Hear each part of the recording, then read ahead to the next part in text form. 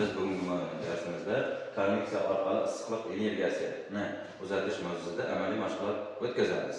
Ishimizning maqsadi havodagi konveksiya hodisasini kuzatish. Bu ishni bajarish uchun bizga shtativ, karton qog'oz, sirkul, qaychi, chizg'ich, issiqlikka chidamli gilamcha hamda ikkita sham kerak bo'ladi. Ishni o'tkazish uchun barcha texnika xavfsizlik qoidalariga rioya qilishingizni so'rayman. Ishni bajarish uchun biz eng birinchi bo'lib karton qog'ozimizdan 10 sm diametrli doira qilib olamiz va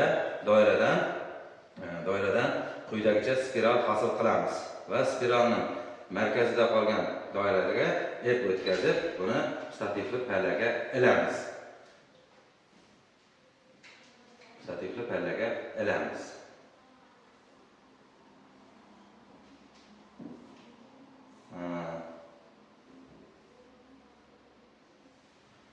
Va ozgina kutamiz, bu tinch holatga kelishi kerak.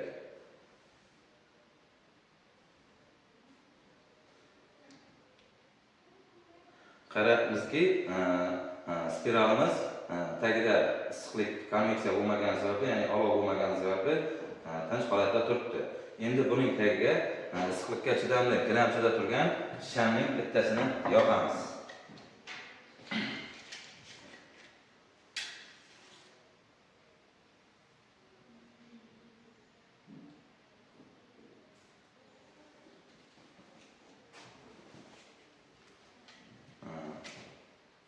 Ko'ryapmizki, mana spiralimiz aylanma harakatga keldi.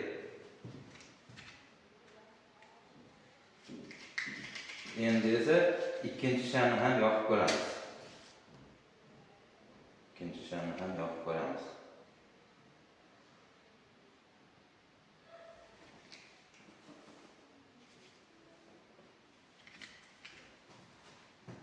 Ko'ryapmizki, spiralimiz ilgarigidanda jadalroq aylanmoqda. Jadalroq aylanishini kuzatyapmiz. Endi ishni o'chiramiz, xulosa qilamiz. Demak, birinchi holatda spiral tagida olov sham yonmay turgan paytida bu joyda havo harorati o'zgarmas edi. Konveksiya hodisasi bo'lmagani sababli havo oqimi vujudga kelmay, bu spiral tinch holatda turgan edi. Ikkinchisida bitta sham qo'yganimizda havo molekulalarining harorati issiqlik energiyasi hisobiga kinetik energiyasi oshdi. Bu havo molekulalarining temperaturasini orttiradi va tezligi ortadi. Tezlik ortgan joyda havoning zichligi kamayadi-da, issiq havo yuqoriga ko'tarilib, spiralni harakatga keltirdi. Ikkita shamni yoqqan